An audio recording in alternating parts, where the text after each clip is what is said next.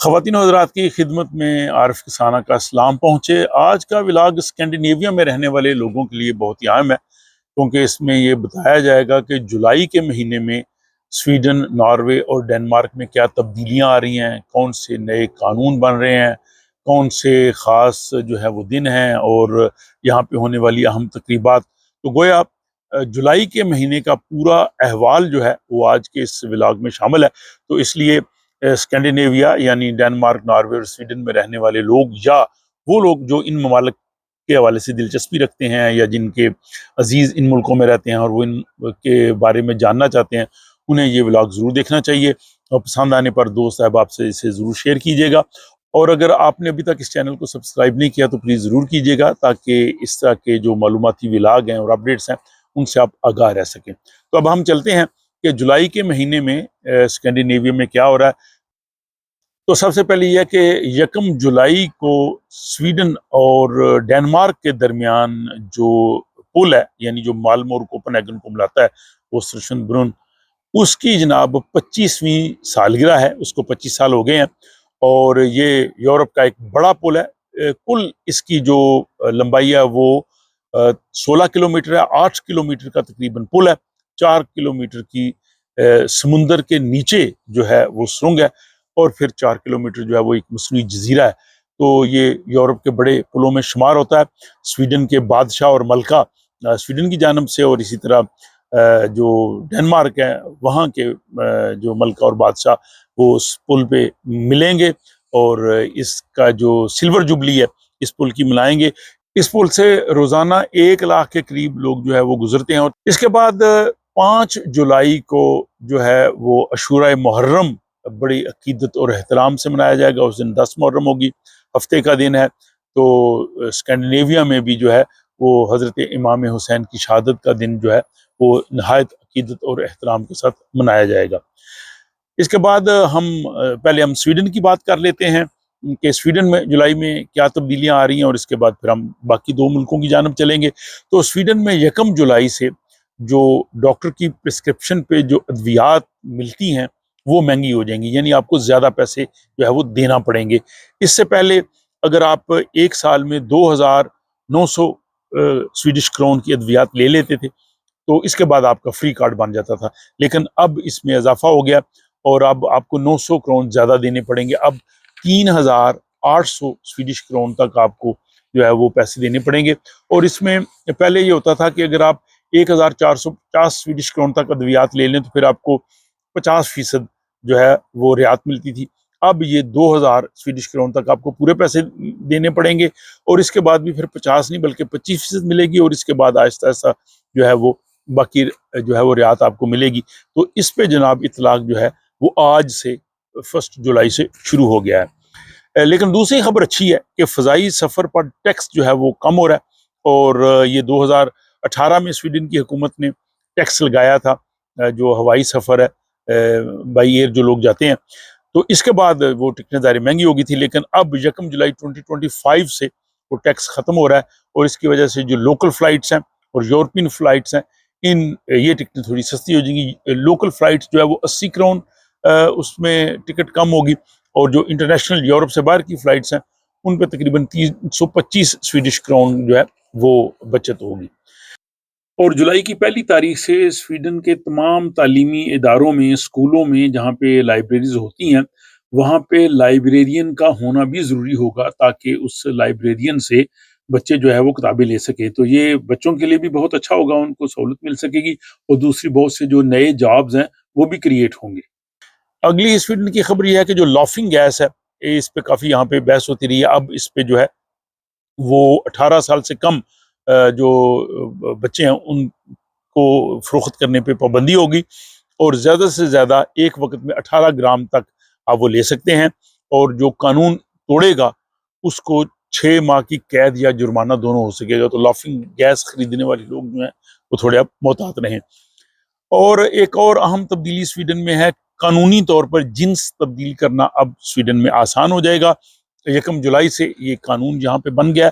इसमें जिन्स की तब्दीली के लिए डॉक्टर, साइकोलॉजिस्ट या कुरातर, काउंसलर किसी के पास भी जाके वो दरख्वास्त दे सकते हैं और दरख्वास्त मंजूर होने के बाद फिर जो है वो जिनकी तब्दीली भी हो जाएगी और जो पर्सनल नंबर है उसमें भी तब्दीली आ जाएगी। स्वीडन में जो पर्सनल नंबर होता है, आपको पता है कि पहले 6 डिजिट आपकी डेट ऑफ बर्थ साल के होते हैं और आखिरी 4 जो हैं उनमें से जो थर्ड नंबर वाला है वो जुफ्त अदद होता है ख़वातीन के लिए, यानी इवन, और जो मर्द हैं उनके लिए ताक होता है यानी ऑड नंबर।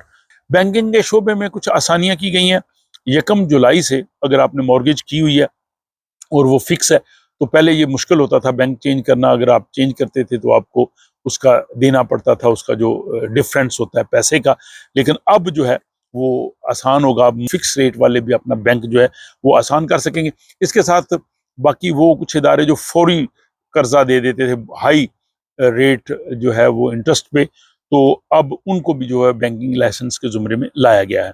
इसके अलावा जो दीगर अहम तब्दीलियाँ जुलाई में स्वीडन में हो रही हैं, इसमें जो अजाफी हाउसिंग अलाउंस जो दिया जा रहा था बच्चों वाली फैमिली को, वो ख़त्म हो गया है। इसके बाद जो सोलर पैनल जो लोग घरों में लगाते थे तो उनको रिलीफ मिलता था 20%, तो अब उसको कम करके 15% रिलीफ कर दिया गया जो उनको अजाफी हुकूमत की तरफ से मिलता है। और इसके बाद जनाब यह कि जिन लोगों ने हुकूमत को टैक्स वापस करना है, जिनके ज़ुम्मे है, तो वो 14 जुलाई तक उनको ये टैक्स वापस करना है। इसके बाद अगर करेंगे तो फिर उनके लिए ज़ाहिर उसमें जुर्माना हो सकता है। और इसके बाद जनाब जुलाई में स्वीडन में जो स्वीडन के वज़ीर आज़म हैं और यहाँ के जो वज़ीर हैं उनकी तनख्वाहों में इजाफा हो रहा है। वज़ीर आज़म की तनख्वाह में 3% और वज़ीरों की तनख्वाह में 3.2% तक इजाफा हो रहा है। और इस इजाफे के बाद वज़ीर आज़म की तनख्वाह में 6,000 इजाफा हो रहा है और वज़ीर आज़म उल्फ क्रिस्टोसन की माहाना तनख्वाह 2,04,000 स्वीडिश क्राउन जो है वो बिफोर टैक्स होगी। जबकि जो वज़ीर हैं उनकी तनख्वाहों में 5,000 इजाफा हो रहा है और एक वज़ीर की तनख्वाह जो है वो 1,61,000 जो है वो स्वीडिश क्रोना हो जाएगी। इसके बाद जनाब स्वीडन के जो इवेंट्स हैं उनकी बात करते हैं, तो 13 से 19 जुलाई तक स्वीडन का मौसीकी का मशहूर जो है वो मेला, जिसे डांस बांस वेका कहते हैं, वो शुरू होगा। इसमें रोज़ाना तकरीबन 1 लाख के करीब करीब लोग शरीक होते हैं और वहाँ पे 82 जो है वो डांस बैंड जो है वो अपनी परफॉर्मेंस देते हैं। और इसमें शिरकत की जो टिकट है वो 395 स्वीडिश क्राउन है इसमें शरीक होने की। इसके बाद जनाब 25 से 31 जुलाई तक पुरानी गाड़ियों की नुमाइश, जो लोग पुरानी गाड़ियों को देखने के शौकीन है, क्लासिक कार वीक, ये रेथविक जो दालाना का इलाका वहाँ पे होगा। 30 जुलाई से 3 अगस्त तक जो है वो जॉज म्यूज़िक फेस्टिवल ईस्ताद शहर जनूबी है स्वीडन का, वहाँ पे जनाब मुनक़द होगा। अब जनाब स्वीडन के बाद बात करते हैं नॉर्वे की। तो नॉर्वे में जनाब कौमी इंडस्ट्रियल छुट्टियां जो है वो 7 जुलाई से 25 जुलाई तक होती हैं और इस दौरान नॉर्वे में दफ्तर, दुकानें, रेस्टोरेंट अमूमी तौर पे जो है वो बंद होते हैं, चंद खुले होते हैं। तो इस दौरान शहरी इलाकों में अमूमन जो है वो खामोशी होती है। इसके बाद जनाब नॉर्वे में इंतखाबात 5 सितंबर को होने हैं, लेकिन 1 जुलाई से इंतखाबी सिलसिला भी शुरू हो जाएगा और जिन लोगों ने पहले वोटिंग डालनी है वो 1 जुलाई से अर्ली वोटिंग के प्रोसेस में हिस्सा लेके अपना वोट डाल सकते हैं। और फिर स्वीडन की तरह नॉर्वे में भी जो है वो जुलाई में बहुत से फेस्टिवल मुख्तलिफ इलाकों में हो रहे हैं। और एक अहम बात जो है वो थ्रोलस्टीगन रोड है ग्रेंगे की तरफ, बहुत खूबसूरत है और बहुत दुनिया के सयाह जाते हैं। ये बंद थी, अब ये 14 जुलाई से दोबारा खोली जा रही है, क्योंकि इसमें काफ़ी पत्थर वगैरह गिरने की वजह से कुछ ये रुकावटें थी, अब वो दूर हो गई हैं।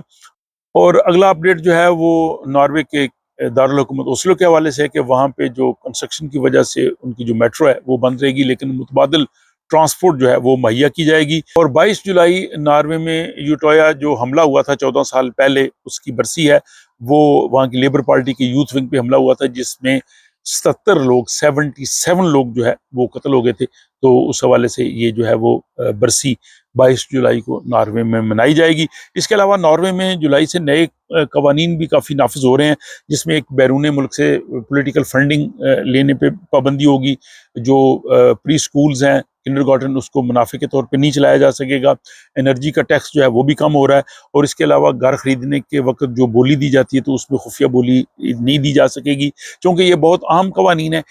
तो इस हवाले से एक अलग व्लॉग जो है वो बहुत जल्द आप देख सकेंगे, जिसमें नॉर्वे के जो नए कवानीन इस जुलाई से नाफिज हो रहे हैं उनकी तफसील आपकी खिदमत में पेश की जाएगी। तो नॉर्वे के बाद अब रुख करते हैं हम डेनमार्क का। तो डेनमार्क में भी मौसम गर्मा की छुट्टियाँ जो है वो 27 जुलाई से स्कूलों में हो गई हैं। और इसके बाद डेनमार्क में 1 जुलाई से 30 सितंबर तक, यानी 5 हफ्ते, अमूमी तौर पे 25 डेज, ये लोगों को हक होता है कि वो अपनी वर्किंग हॉलीडेज ले सकते हैं। तो इस दौरान भी डेनमार्क के लोग भी जो है वो छुट्टियों पर जाते हैं, खुसूसन ज़ाहिर बच्चों को भी जब छुट्टियां होती हैं। इसके बाद जनाब वहाँ भी फेस्टिवल्स हो रहे हैं। 4 जुलाई से 13 जुलाई तक कोपनहेगन की सड़कों पर जो है जाज मौसीकी सुरीली धुनें जो है वो गूंजेंगी। और ये फेस्टिवल शहर के मुख्तलिफ मकामात पर होगा। और फिर सस्ती टिकट जो है वो वहाँ का जो ट्रांसपोर्ट का इदारा है DSB वो दे रहा है, और ये 99 क्राउन टिकट से लोग जो है वो सफ़र कर सकेंगे। फिर अहम खबर यह है कि जो लोग डेनमार्क में काम के लिए आना चाहते हैं तो प्रोफेशंस की नई लिस्ट जो है वो 1 जुलाई से वो जारी की जा रही है। हर साल 1 जनवरी और 1 जुलाई को जो है वो लिस्ट जारी होती है, और इसमें जो है वो नए प्रोफेशंस जो हैं कौन से वहाँ उनकी ज़रूरत है इसकी तफसील होगी।